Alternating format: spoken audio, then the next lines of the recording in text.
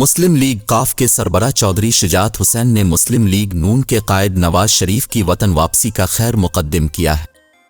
चौधरी शुजात हुसैन का कहना है कि इस वक्त मुल्क को यकजहती और मुफाहमत की ज़रूरत है। नवाज शरीफ को मईशत की बहाली और महंगाई के खात्मे के लिए मेहनत करना पड़ेगी। चौधरी शुजात हुसैन का कहना है कि अवाम को नवाज शरीफ से बहुत उम्मीदें हैं।